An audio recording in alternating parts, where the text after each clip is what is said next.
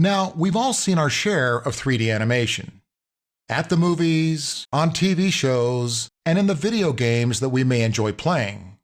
Have you ever wondered just exactly how they pull all that off? In other words, how 3D animation is actually created? I mean, there's got to be a process or some kind of a workflow to follow, right? You bet. In every animated project, no matter the direction the venture takes or the application it's intended for, there's a very specific step-by-step methodology to working.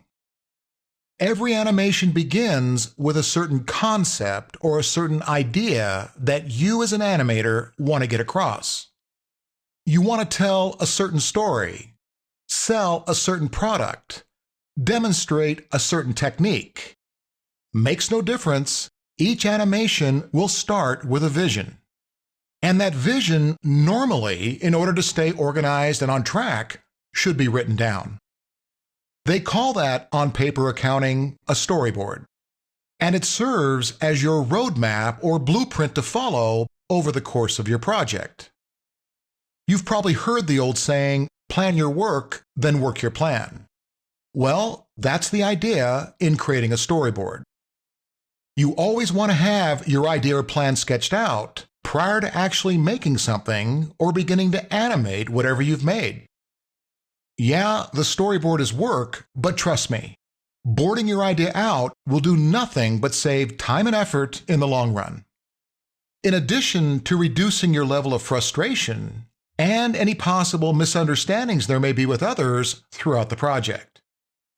So get that storyboard going. You'll thank yourself once all is said and done. Now, once you have a structured plan in place, you'll begin building the objects that you'll need for your scene. That construction process will have you working in a way that's very similar to how a sculptor molds a piece of clay. The process is typically referred to as modeling, and it works by you basically stretching and pulling a piece of computer clay in order to achieve the look that you're aiming for. The process is very similar to the way that you might have played with Play-Doh as a kid. It didn't matter whether you were making a cartoon character or a car for that character to cruise around in. The creating process always started with a handful of clay that you would then mold into whatever shape you needed. Building things in the computer works pretty much the same way. Now, I am simplifying things a bit, being that there's actually many different techniques that you can use to build things. But in essence, that's pretty much how it's done. Stretching and pulling a piece of digital clay, forming it into the shape you need. Now, once the model's been made, you'll then focus on applying a color or texture to its surface. It'll be that skin, or what is sometimes referred to in 3D lingo as a shader, that'll start to make your objects look more realistic. The overall look of your object's skin will typically be created by using a simple picture that you'll wrap or stamp onto your object's surface. In fact, it's usually a picture of one variety or another that you'll use to control most of your object's surface characteristics. Whether it's smooth or bumpy, dull or reflective, all kinds of different surface attributes can be controlled by the use of a picture. I'll show you how all that works when we get to the chapter on materials. Once your skins are in place, you'll then start concentrating your efforts on controlling the lighting in your scene, which, as you'll come to learn with more experience, can be one of your biggest weapons in creating a certain mood or feel for your work. Unfortunately, lighting is a subject that I've seen far too many new animators underestimate as to its importance in being able to get an audience to react or respond in a certain way to what they're watching.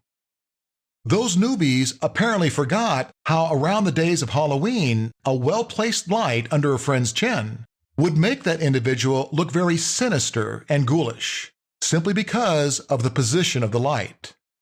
You gotta always think of lighting as a storytelling tool and use that tool to your advantage. Once your modeling, materials, and lighting are in place, it's time to start moving things around. And this is an area that can so many times keep a person calling animation a hobby and not a profession. It's tough making things move in a way that allows your audience to believe. Yeah, not so hard with maybe a mechanical part moving up and down, but to make a character move in a realistic way, let me tell you, that's a whole nother story. You'll get to doing it well, but it's going to take patience and practice and more practice. Believe me, they pay good animators the huge sums of money they do for a reason. And lastly, one final piece to the puzzle is a process called rendering, which is simply a fancy way of saying that you're going to take a colored picture of the work you've done, sometimes hundreds of pictures. Yeah, you don't want to leave your efforts on the screen, you want to render your project. So it can go out to print, be burned onto a DVD, or maybe even broadcast over the web. It'll be the rendering process that finishes the job, then allowing others to see and enjoy all your hard work. So that's pretty much the production process from start to finish. Put it down on paper, build it on the screen, dress it up with a skin, throw in some light, get things moving, then finish it off by taking a few pictures. That's pretty much it. And when you get a chance, check out the table of contents to this fundamentals title we're doing here. We're going to be showing you how to do all that in the videos that follow. Let's go check them out.